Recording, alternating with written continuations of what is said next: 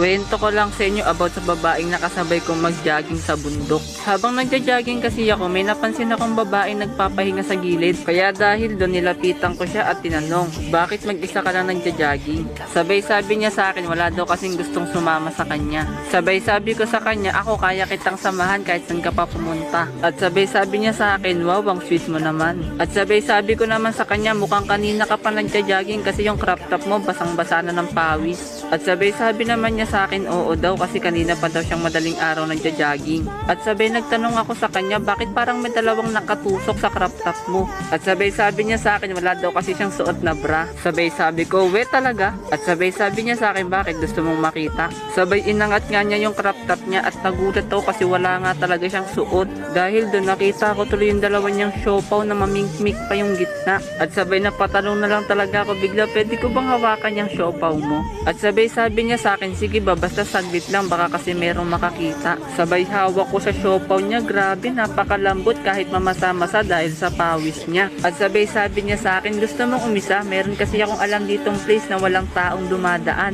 Yung pumayag ako, nagulat ako bigla kasi dinala niya ako sa dibdib na merong malaking puno. At sabay talikod niya sa akin at dahan-dahan niyang tinanggal yung shirt niya. Dahil doon nakita ko tuloy yung medusa niyang pulang-pula tapos basang-basa pa dahil sa pawis niya. Pagkatapos, sumandig siya sa puno at sabay sabi niya sa akin, ano pang hinihintay mo, simulan mo na. Kaya dahil dun hindi ko na nga napigilan, pinasok ko na yung ice cream ko sa medusa niya.